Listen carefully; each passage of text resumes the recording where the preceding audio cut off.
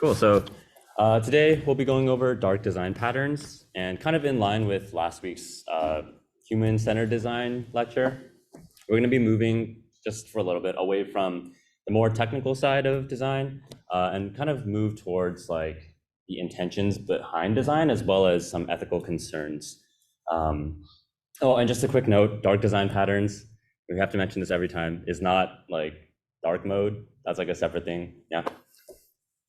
Okay, so just to get us started, we have this YouTube video, which I won't play. It's really short though, so please watch it if you can. Just to get us thinking in the right direction, we have this, the YouTube video is titled Why Cities, I don't know if you guys can read that, but Why Cities Are Full of Uncomfortable Benches. So I'm sure you guys have seen at some point or thought to yourself, like, why is this bench in a public place designed this way? Why are there like armrests every like foot, right? What this video does is kind of explore the intentions behind those designs, kind of the motivations of those city planners that maybe implemented those, how they might have conflicting interests, as well as those invisible side effects that come after. So I'm not going to spoil it, but just to get us thinking in the right direction, think design, intention, user behavior, all of that together. So feel free to watch that on your own time. I highly encourage it.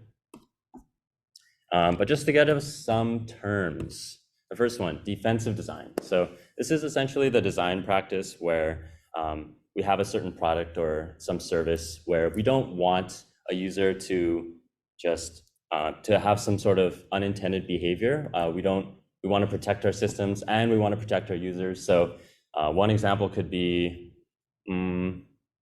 okay, so like maybe, sorry, this is maybe a little violent, but on a gun, right? The reason we have safeties is we want to protect against potential harmful, unintended consequences of misuse.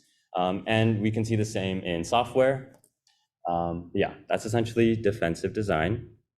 Essentially, we want to mitigate negative consequences.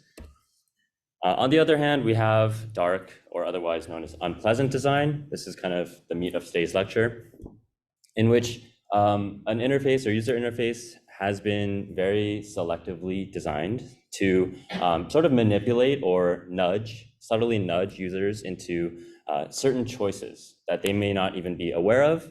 And again, ultimately to serve some end goal by the brand, the company, the designer, essentially. And so we'll see some examples in future slides, but just to move on, one of these elements of dark design, let me move this out of the way, is this term forced continuity, which I'm sure you guys have probably seen or encountered at some point. And it's this idea that, you sign up for some free trial, you forget about it a few days later, and then boom, like $30 a month, right? So was this made aware to you? Were these choices like made visible and present? Probably not, because then you would be less incentivized to keep that subscription. So again, all these design choices, they are intentional, and with that intent or with that ability to sort of manipulate or influence user behavior comes the potential for like malintent. So another element of dark design we have is bait and switch. I think this one is more so in the context of retail.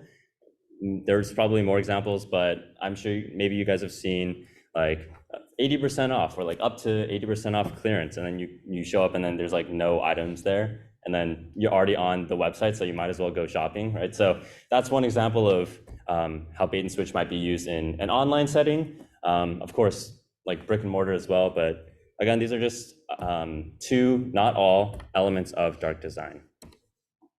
And here are just some fun examples to go through. Maybe we've seen a lot of websites with pop-ups. That's not enjoyable. Maybe we're not even looking at websites anymore. We're looking at things you can buy at the market, right? This kind of goes without saying. This is intentionally misleading. Or this one, I think this is a personal favorite, but I don't know if you've ever like subscribed to something and you realize you're getting recurring emails, but how do you cancel it? Well, in this lovely example, they've hidden the text to be the same color as the background, right? Intentional. Or this one too. In line with that example I said earlier, right? Like a subscription that maybe you bought or you downloaded an app that you only really need for a few days, and you convince yourself you're going to cancel it within those 3 days. But again, you forget, and now you are down how much? $50. This is also a relevant example. I'm sure we're all Can you raise your hand if you use SnackPass? Okay, so some restaurants do this. Nudie is one culprit, but if you look here, sometimes they'll add on a bag fee of like 10 cents. I know it's like 10 cents, but it adds up, and it feels a little hurtful, that they would do that. So make sure that you make sure to take off the bag. Again, dark design choice. Were you made aware that they did this? No, they want you to spend that extra money. Okay, and so ultimately we want to bring this back to the idea of the intended user behavior, the behavior that a designer would want a user to employ.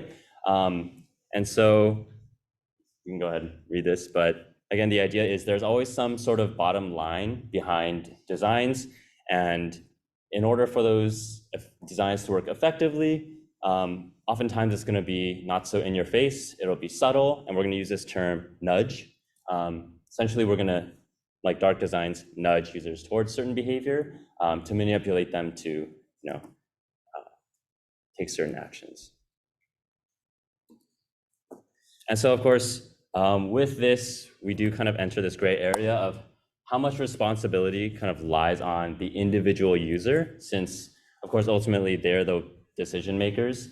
But of course, given that these decisions are being made in an environment where those choices aren't made clear, where they aren't presented equitably. And so this can range in severity. So here's again, another example that you guys have probably seen, where you go to buy something and the default tip option is set to, I don't know, 10%. It's set to some value that's not zero, right? This is not a comment on tipping service workers, but sometimes you don't want to spend that extra $2, right? But are you going to endure the awkwardness of clicking no tip in front of the cashier? Maybe not always. So dark design. And again, as I kind of mentioned, this can range in severity. I'm not sure if you guys have heard of this, but at one point Facebook did conduct a very large scale emotion experiment where they kind of took 2 sets of users, and without their knowing, or maybe it was somewhere in the fine print, we never read it, 2 sets of users, and kind of fed one control group positive vibes advertisements kind of on the sides of their vision, and the other one more negative. And then they kind of did analytics to see how did this impact these users over a long period of time. And as they found out, the people that were presented with more negative feed, well, it impacted their mood negatively. So was this ethical? Up to you to decide. But from a high level, we're posed with this question of what does this mean to us? And ultimately, designers do have a commitment to the brand or the company that you work for, right? They're paying you. But you also simultaneously have this responsibility to keep the user in mind, right? The people that interact with your product, they're humans too. And it's easy to abstract them from your work because you're just in front of a computer, but you must remember to design with intention, as your designs can either harm or help individuals like yourself. And so I'll give you guys a couple of minutes to think about this, but what are some dark patterns in your own daily interactions that you may have noticed? And of course, this isn't limited to software. It's not limited to web design. There are plenty of examples that you'll see in our physical world. So would anyone like to share?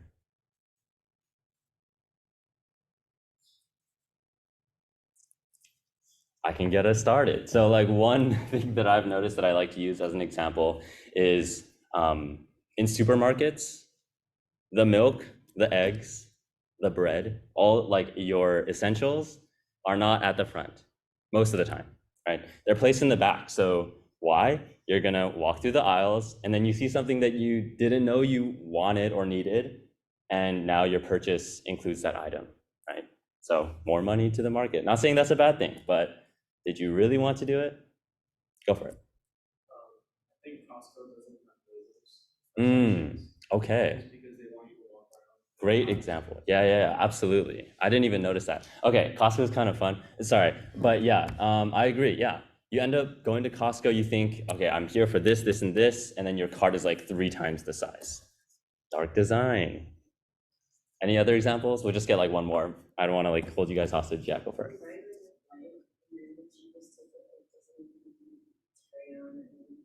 Uh-huh. Absolutely.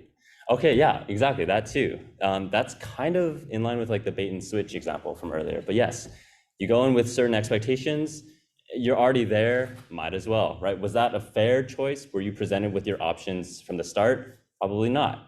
I went to the Travis Scott concert the other day, and they were like $8 per ticket, but then it's like $8, but that's not actually the ticket that you buy, plus the service fee, plus the parking fee, plus the $17 beverages. It ended up being like $50, $60. I just wanted to share that. So yeah, let's keep going. This is like the last slide, or almost last slide. But there is this really nice article. I'm not, again, not gonna pull it up. I do encourage you guys to read this. It's formatted kind of like a letter, but it goes through a certain code of ethics that applies to designers in all fields, not just like kind of engineering fields, but this will outline kind of a code of ethics that has been agreed upon as this is what we think is the right approach to design with humans in mind. So please read this. Okay. Oh, moving on, actually. So actually, that was the end of our design portion. Do we have any questions? No questions? Okay. So, becoming a TA, that sounds exciting. Why would we want to become a TA? Well, okay, first of all, also, any of you guys can become a TA, right? So once you guys complete the course, starting next semester, you guys could be part of course staff and teach lectures like this. So some reasons we might want to become a TA. You might want to give back to this wonderful course. Maybe gain more experience in web development design. I personally learned a lot through teaching, and I think even if you feel like you have sort of the fundamentals, all that rust, all that shakiness goes away once you teach. And of course, teaching experience, if that's something you're interested in. And of course, building connections, professional growth, something to put on your resume maybe for those who are concerned with that. And if you are interested, we have the TA, sorry, it's like blocked, but that is the TA application, which is due very soon. So it's just an application, it's non-binding, but if you're even like remotely interested, I highly encourage you to pull out your phone and scan it because it's super exciting. So I'll just leave it up there for the next like 30 seconds.